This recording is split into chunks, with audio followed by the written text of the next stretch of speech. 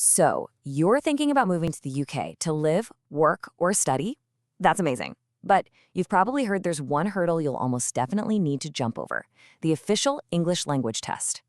Today, we're going to break down exactly what you need to know about it. So yeah, you've got your sights set on the UK. It's super exciting, right? But, it comes with a bit of a checklist. And one of the biggest items on that list is proving your English skills. Now, here's the thing. For most visas and citizenship applications, you can't just take any old English test. Nope. You need something called a SELT. That's a secure English language test.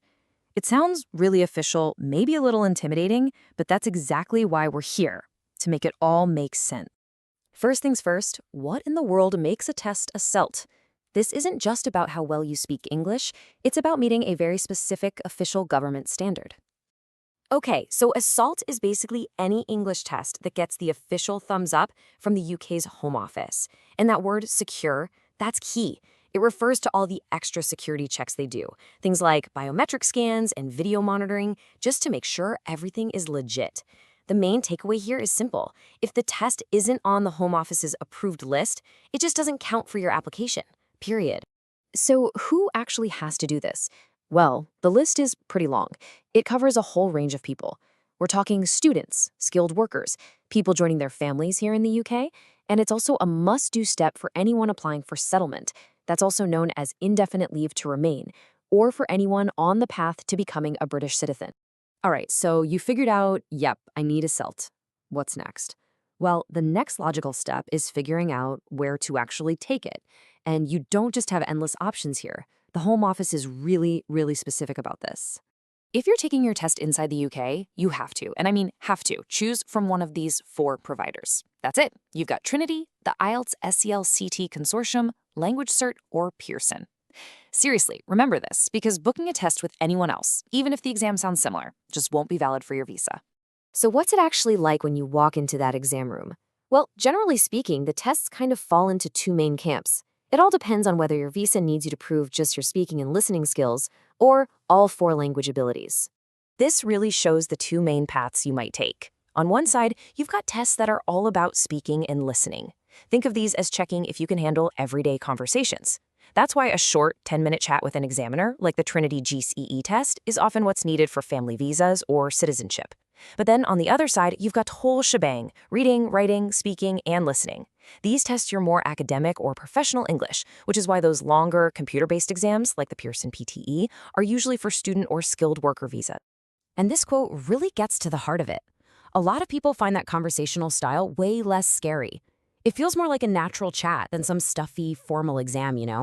It's just seen as more straightforward and a bit more personal. All right, you know what a SELT is, you know the different types. Let's switch gears and get into the nitty-gritty, the practical stuff. We're talking about getting the right level, booking your test, and figuring out what your result actually means. So the level you need isn't always the same.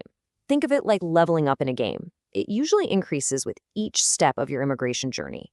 So for instance, on the partner route, you might start at a basic A1 level for your first visa, then you'll need an A2 for your extension, and finally, you'll need to hit a B1 level for settlement or citizenship. The number one rule here is to always check the specific requirement for your exact application. The actual booking process, it's pretty straightforward, honestly. First, you just hop online and go to the website of one of those 4 approved providers. Then, and this part is super important, you have to carefully select the exact test and level your visa needs.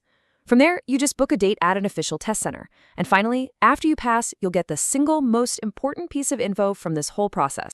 And that piece of info is your URN, your unique reference number. This little code is everything. It's what officially proves to the Home Office that you passed your test. You might see it called a few different things: a UER, a UKVI number, a SELT URN, but don't get confused, they all do the same job. This number is your golden ticket, so keep it safe. Phew, okay, that was a lot of info. We've gone from what a SELT even is to the really practical steps. So let's just boil it all down to the absolute must-knows that will guide you on your path. So if you remember nothing else from this, please remember these 4 things. 1, always double-check the exact English level your specific visa demands. 2, only book with one of those official Home Office-approved providers. 3, make sure you know if you need the 2-skill test or the 4-skill test. And finally, number 4, that unique reference number. Your URN is your absolute proof of success. Guard it with your life. Look, just getting your head around this whole SELT process is a massive win. It takes what feels like a confusing, scary requirement and turns it into a clear, totally manageable task. So with all this know-how, the real question is, are you feeling ready to confidently take that next step on your UK journey?